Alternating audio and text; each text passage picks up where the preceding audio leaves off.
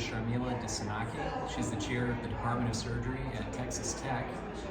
And Dr. Dissainake, welcome. Thank you for taking some time to speak with me. Thanks for having me. I'm excited. I'm the first guest, so You are.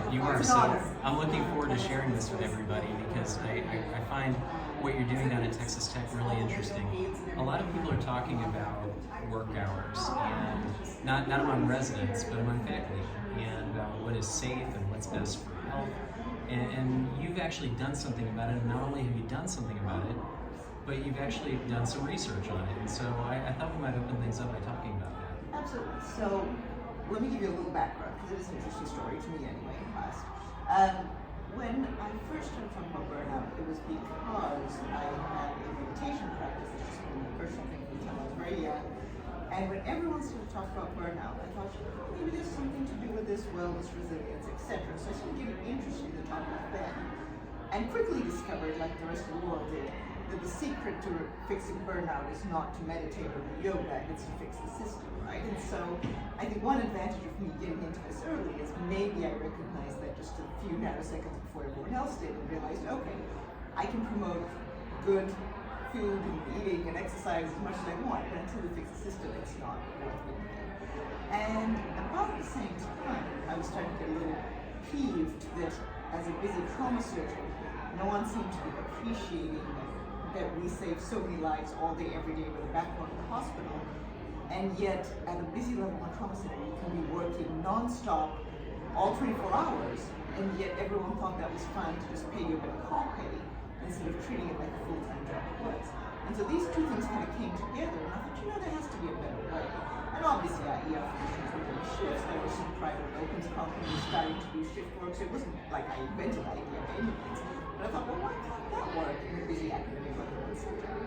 And so sort of was playing with that idea, and then it turned out that I was recruiting faculty who wanted to do all their work in 2-week periods so they could be with their spouse who was working in a different country, and so it all worked out. So I said, great, here's my incentive, let's make this work. And so we created this plan, and there was a lot of trial and error, but over time we kept tweaking it and kept working at it, and modifying it, and now it works really well to the point where nobody ever wants to go back to the old system. So that's the test, is that nobody, even for a short time, is willing to go back to 24-hour calls, because when you're on for 12 hours, you can work really hard, but it's okay, because then you go home and go to sleep, and that's just fine. And that same amount of work for 24 hours is exhausting, and as you alluded to, we've actually shown that using some tests that I use for concussion assessment and things like that. That's interesting. What advice do you have for day sleeping? Because I'm a terrible daytime sleeper. Okay, it sucks. So humans were not meant to really work at night. That's the bottom line. We're supposed to sleep. We're daytime animals, not nighttime animals. So there is nothing that you can do to make that too much better. Now, some of my faculty invested in blackout blinds like they have in hotels like this one. So if light is an issue, I actually wear the little shades, but the faculty that invested in the blinds swear by it, they say it works. And I think you have to be in a routine, so you have to go home and go to sleep and then do it again. One thing we found, when we started this, we were doing 7 shifts at a time, and that was rough for a lot of people.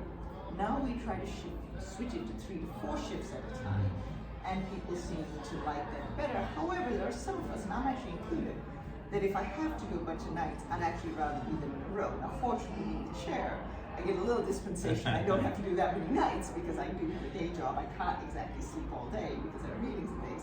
But I actually do better just switching over completely and then going back.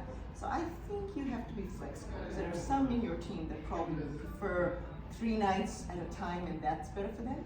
And there are others who say, you know what, give me 7 or 8 in a row, let me get it done, and then not have to do it again for a while. And I would be flexible, because with nights you can be flexible, because you don't care about continuity, right? Like you can have a different person on at night, and it doesn't matter, because you're just covering emergencies. So I would say, think outside the box, be flexible. Say who wants this and who wants that, and as far as the night, you can really make it work, shifting and mixing and matching. Very interesting. Well, part of what we're going to talk about today is things outside of our work life. And so, what do you like to do when you're not working, when you have that free day, that free weekend day especially? What do you do? So I warned your listeners already, I'm a very boring person. I do not rock climb and I do not do marathons, so sorry, but we're setting the bar low as we start. So I think that the best way to use time off is to do nothing. And I think we sometimes forget that because we jam-pack our time off with other activities that we think are fun and exciting. That's true, but then you never really get downtime. So I mentioned I'm a meditator, so it probably comes from that, is that I truly believe that doing nothing is some of the most refreshing things you can do. So I purposely don't schedule a lot. Now, my husband and I do like to do some travel, even local travel. It doesn't have to be international, because we all know flying is such a hassle. We prefer to drive, so we'll go to places in New Mexico and other places in Texas, and I love to hike. So I do love hiking very much in nature. That's really nice. Unfortunately, Lubbock, Texas does not have the best hiking around, and so we have to go somewhere with trees, and that takes a bit of driving, and that's okay. I have 2 dogs, and so they're always fun to take for walks, when I have free time, even if I have a vacation for that, I try to do that every evening if I can. I do enjoy cooking when I get some free time, but again, if you make it something you have to do, it's no fun anymore. I like doing it when I feel like doing it. And that's really it. Now, my husband and I are both foodies too, so when we travel, we do like to go and eat at all these fun places and things like that.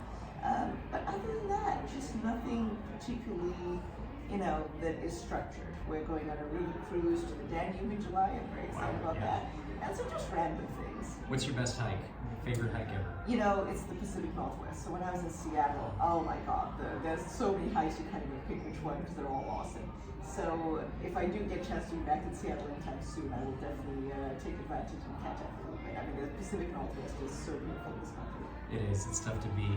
Well, I want to thank you again for taking the time to sit down with me, for sharing time with our observers and listeners, for lending a human element to surgery and surgeons and people in medicine in general.